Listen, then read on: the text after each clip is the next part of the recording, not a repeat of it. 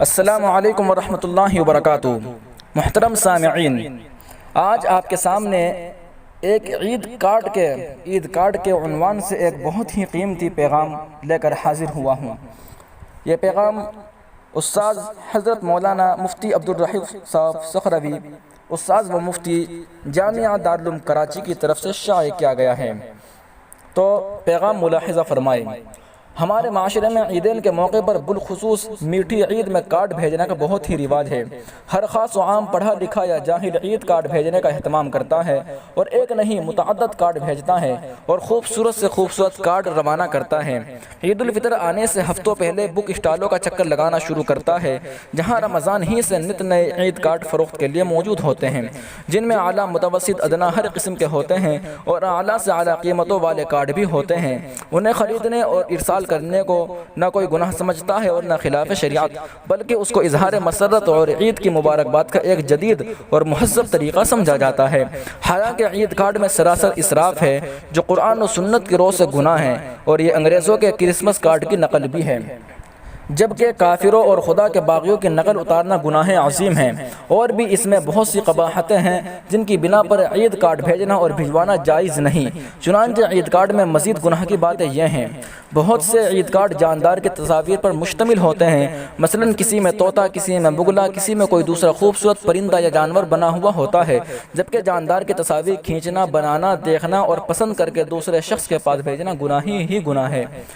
بہت سے عید کارڈ فلمی ستاروں، ایکٹروں، اداکاروں کی رنگین تصاویر پر مبنی ہوتے ہیں، جنہیں خاص مقبولیت حاصل ہوتی ہے۔ ایسے عید کارڈوں کے گناہ عظیم ہونے میں کیا شک ہے؟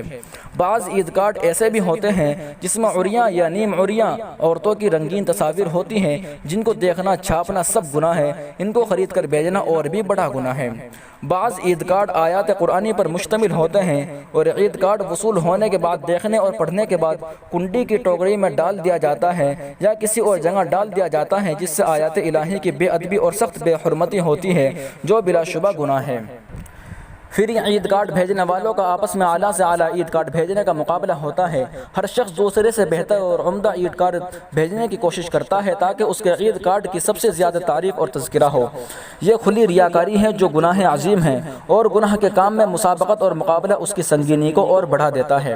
پھر جو شخص گھٹیا عید کارڈ بھیجتا ہے یا نہیں بھیجتا تو اس کو طرح طرح کے طعنے دیے جاتے ہیں، حالانکہ اول تو کسی کو طعنہ دینا خود گناہ عظیم ہے، پھر ایک گناہ کی بات پر دوسرے کو طعنے دے کر مجبور کرنا یا ابھارنا اور بھی گناہ کی بات۔ بعض جگہ عید کارڈ بھیجنے میں ادلا بدلی کا تصور بھی کار فرما ہوتا ہے۔ آپ نے بھیجا تو دوسرا بھی بھیجے گا، اگر آپ نے نہ بھیجا تو دوسرا بھی نہ بھیجے گا، اور گناہ میں ادلا بدلا بھی گناہ ہے اور گلا شکوہ بھی برا ہے۔ بعض عید کارڈ ان ظاہری خرافات سے خالی ہوتے ہیں، مثلا کسی میں گلاب کے خوبصورت پھول ہوتے ہیں جن حضرات اہل بیت رضی اللہ عنہم اجمعین کے نام درج ہوتے ہیں، بعض میں حرمین شریفین کے فوٹو اور خوبصورت باغات اور سبزیاں بنی ہوتی ہیں جن میں جانداروں کی تصاویر نہیں ہوتی، لیکن ایسے عید کارڈ بھی اسراف اور تبذیر اور غیر مسلموں کی مشابہت کی وجہ سے ناجائز ہیں۔ عید کارڈ بھیجنے میں یہاں تک غلو ہو چکا ہے کہ ہزاروں بندگان خدا روزے کی نعمت سے محروم ہیں اور صدقۃ الفطر ادا نہیں کرتے، لیکن عید کارڈ قیمتی سے قیمتی خریدنا اور احباب کو روانہ کرنا نہیں بھولتے کہ جیسے یہ بھی کوئی فرض ہے۔ کس قدر غفلت اور گناہ کی بات ہے۔ بعض لوگ ٹیلی فون اور تار کے ذریعے عید کی مبارکبادی دینا ضرورت تصور کرتے ہیں، حالانکہ اس کو ضروری سمجھنا صحیح نہیں، یہ محض ایک رسم ہے۔ اس طرح بے شمار گناہوں کے ساتھ عید کارڈ میں ہزاروں لاکھوں روپیہ ضائع و برباد ہوتا ہے، جو بلا شبہ اسراف و تبذیر میں داخل ہے اور گناہ در گناہ ہے۔ اگر اتنی رقم غربا اور فقراء اور مساکین میں خرچ کی جائے تو کتنے ہی تنگ دست گھرانے خوشحال ہو جائیں، بیمار تندرست ہو جائیں، روزی کے محتاج برسر روزگار ہو جائیں۔ حق تعالیٰ فہم صحیح عطا فرمائے اور اس گناہ عظیم سے بچنے کی توفیق بخشے، آمین یا رب العالمین۔ یہ پیغام جامعہ دارالعلوم کراچی کے مفتی حضرت مولانا مفتی عبدالرحیف سخروی کی جانب سے پیش کیا گیا تھا۔ اگر آپ کو پیغامات پسند آئیں تو ہمارے یوٹیوب چینل محاسن اسلام کو ضرور سبسکرائب کیجئے، بیل آئیکن پر کلک کیجئے تاکہ جب بھی ہم کوئی نئی ویڈیو ڈالیں تو آپ کے پاس فوراً نوٹیفیکیشن پہنچ جائے۔ شکریہ، جزاک اللہ۔